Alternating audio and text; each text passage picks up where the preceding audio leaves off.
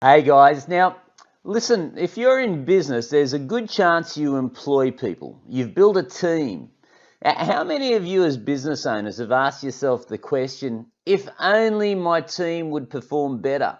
Well, I've got some interesting data I'm going to show you. It actually surprised me when I looked at it as I was preparing to share these thoughts with you. But here's what I want you to get out of what I'm going to share today. And that is how to get far more results and performance from your team so that you are not doing everything in your company. My name's Ian Marsh, CEO of StreetSmart Business School, and clients come to me when they want to build a real profitable business that's saleable rather than a glorified job. And so one of the things that are critical to making that happen is for them to build a team around them so that they can actually focus on the things responsible for growing the company. Now, so to get the best out of the team, what we've got to do is we've got to start looking somewhere that you're probably not going to think of looking. And I hope I don't aggravate you when I say this. Now, before I get started on all of this, there's a quiz I put together. I call it the clarity quiz because sometimes we just need to realign our thought processes to remind us of those important things that move the needle in business. So coming back to this, if you want to do the quiz, it's called facethefear.com.au. Or facethetruth.com.au. That's even better. So I did go with Face the Fear, but facethetruth.com.au. And you'll see the quiz there. Now, how do we get the best from our team? Well, let me share with you. I'll put a little bit of a PowerPoint together here, and let me share with you what I'm talking about.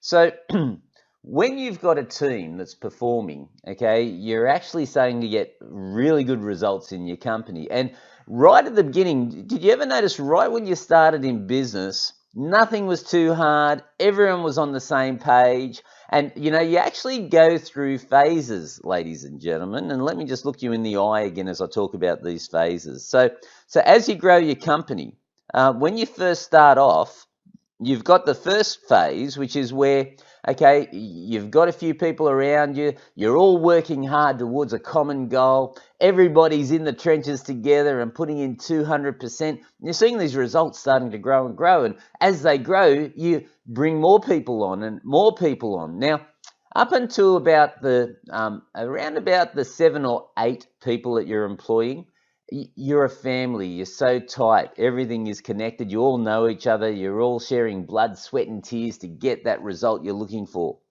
Then once you get to the next level, which is sort of, let's just say around about 10 or 11 people and above, okay, that's where the disconnection starts to happen. And that's where people stop thinking so much about the common vision quite oftenly. And what they do is they start thinking more and more about themselves and all the money that the boss must be making, etc., etc. And so this brings me to the point, because the reason I'm sharing this thought with you today is because of a client, one of my high-end clients, and one of the challenges that they've got, which is building a great team for their business. So let me get back to my point on this amazing PowerPoint that I put together. If you want to get the best from your team, the first thing you need to do is look where many people don't like to look, okay? And that is themselves. Why do I say that? Well, look, I was doing some research again this morning before I did this live, and what I was surprised to see, this is one of my tools. It's really a very powerful tool, guys. It's called Keywords Everywhere. And if you are wise enough to take advantage of the online world, this is an invaluable tool. Keywords Everywhere. Put it onto your browser. And it's free. How good is that? To put into your browser. But I was looking at, right, how to get the most out of your team. And if you'll see here, I'm just going to get my little highlight because this is so important.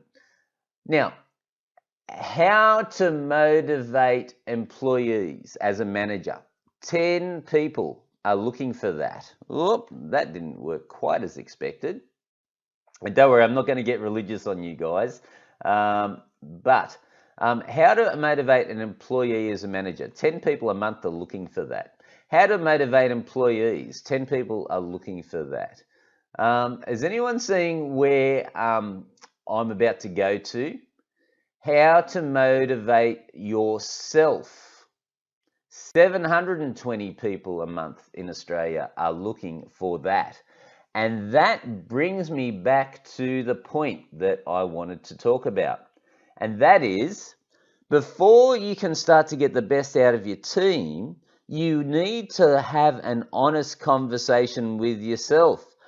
Face the truth. You've actually got to say, all right, well, am I really serious about what I am doing? Do I really want to be doing this? And the reason I say that is this client, I helped them find a really switched on individual to help them in their organization. The person was really starting off really well, highly motivated. And when they got their letter of offer after the first week, the offer that was put to them, if I was in their shoes, was very demotivating, okay? Because even though we all understand we've got to make maximum profits in a business, if you do not think from your team's perspective or from your staff's perspective, whatever you want to refer to it as, you're only thinking from your perspective, you're only going to attract that type of people. That is, those people that are so busy always thinking about themselves, not about others, okay? So here's my point. The offer that was put to this really, I would call them a top gun performer. They were really, in their first week, they were outselling probably 80% of the other people in the organization. The structure, the bonus structure that was put forward was probably less than half of what the non-performers in the company were doing. And so I say to all of you, why would you do that? Why would you actually risk losing a potential great asset in your organization by thinking short term and thinking that you're making money by paying less? Well, I'm here to say to all of you that what you got to do is think from your team's perspective as you're designing this. Yes, you got to make a profit. It's all about margins. But you do that by making sure that your team love helping you make the profit. Am I making sense here?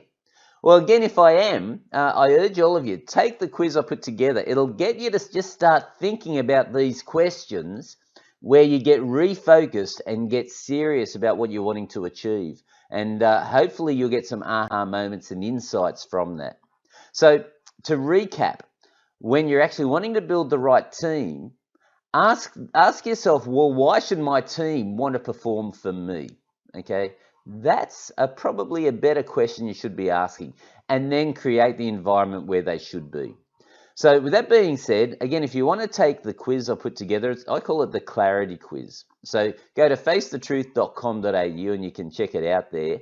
And again, you're going to get a score, and it's going to help you really look at the key areas perhaps that you can be improving in yourself. So before you go trying to improve anyone else out there, have a look at improving yourself, ladies and gentlemen. Okay, till next time, make sure you're street smart in the way you're running your business, not sheep smart. Bye for now.